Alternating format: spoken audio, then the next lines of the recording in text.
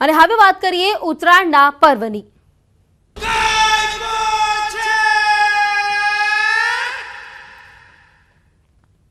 રાજ્યભરમાં આજે ઉત્તરાયણના પર્વની ધૂમધામપૂર્વક ઉજવણી થશે। કોરોના કાળના 2 વર્ષ બાદ હવે આ વખતે લોકો રંગેચંગે ઉત્તરાયણની ઉજવણી કરશે। તેમાં પણ આ વર્ષે શનિવાર અને રવિવાર હોવાથી મકર સંક્રાંતિની ધૂમ જોવા મળશે।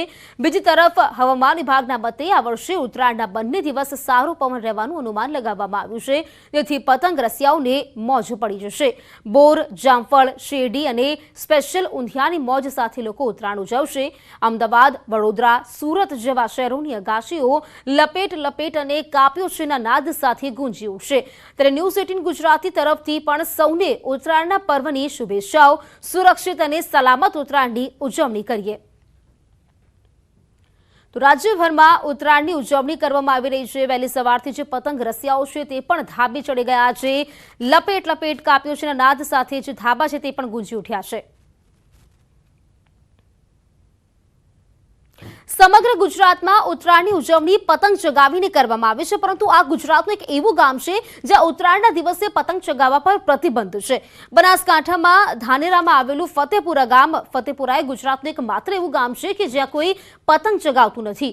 અહીં પતંગ પર ચગાવવા પર પૂર્ણ પ્રતિબંધ છે। ગામનો કે અન્ય ગામનો યુવાન અહીં પતંગ ચગાવવા આવી શકતો નથી।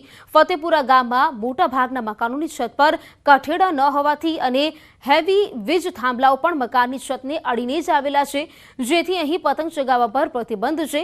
વર્ષ 1991 થી ગામના વડીલોએ ખાસ કાયદો બનાવ્યો હતો।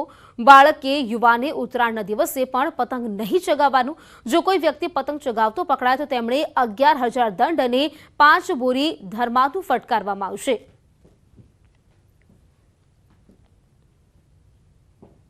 એને કોઈ કઠેડો નથી અને કોઈ લાઈન તાર હેડી પાકથી એટલે છોકરા કોઈ સડાવવા જાય બીજા ગામમાં અમે હોભળેલું કે એવું થયેલું કોઈ કૂવામાં પડેલા કોઈ લાઇટ શોર્ટેજ મરી પછી આ શહેરમાં હોભળા કોઈ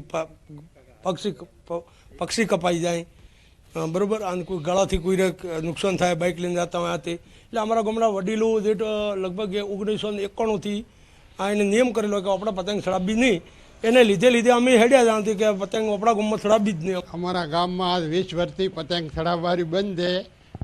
આગેવાન ભળા થઈને કીધું કે ભાઈ આપણે પતંગ ન સડાવાય, પતંગ સડાવ્યાથી નુકસાન થતો હતો। અઠે અમારા ગામમાં પણ એક ગામમાં પતંગ સડાવતા હતા, પાછળ થતો પાછળ કૂવો હતો, એ માણસ કૂવામાં પડી ગયો। કઠવાડા સુધી નહોતા, પડી ગયો નહીં મને તો તમે ઠાવે તો સરકારી જોમી ચાલે કે ચાઇનાની દોરી નહીં કરાવવાની। કતલી તો પકડી ને માણસના ગળા કપાઈ જાય અને પંખી બાદ બિચારા કપાઈ જાય। એટલે અમે આખા ગામમાં ભળા થઈને કે આપણા ગામમાં પતંગ સડાવવાની કોઈ પતંગ સડાવે તો 11,000 રૂપિયા દંડ। અમારા ગામમાં 1991થી મળીને પતંગ ચગાવવાનો બંધો કરેલો છે। આખા ગામના વડીલો ભેળા થઈને કે આપણે ઉત્તરાયણના દિવસે કે કોઈ ગાયને 4 નોખવી ફોન કરવું, છોકરાને ક્રિકેટ ખેલવી, બીજે કોઈ પતંગ ચગાવશે એને 11,000 રૂપિયા દંડ અને 5 બોરી ધર્માદુ કરેલું છે। આજે સમગ્ર રાજ્યની અંદર ધામધૂમપૂર્વક ઉત્તરાયણની ઉજવણી થઈ રહી છે, પરંતુ અમે આપને બતાવવા જઈ રહ્યા છીએ કે એવું ગામ જ્યાં પતંગ ચગાવવા પર છે પ્રતિબંધ। આ ગામ છે ધાનેરા તાલુકાનું ફતેપુરા ગામ। જો કોઈ પતંગ ચગાવે તો તેના પર 5 બોરી દંડ અને 11,000 રૂપિયાનો દંડ ફટકારવામાં આવે છે। અહીંયા પતંગ ચગાવવા પર પ્રતિબંધ છે, કારણ કે વર્ષો પહેલાં આ ગામની અંદર કોઈ ધાબા પરથી યુવાન પડી ગયો હતો અને તેનું મોત પણ નીપજ્યું હતું અને તે ઉપરાંત આ ગામની અંદર જે ધાબા આવેલા છે તે મોટાભાગના કઠેડા વગરના છે અને 1991થી આ ગામની અંદર નિયમ બનાવવામાં આવ્યો કે જો કોઈ પતંગ ચગાવશે તો તેના પર 5 બોરી તેમજ 11,000નો દંડ ફટકારવામાં આવશે।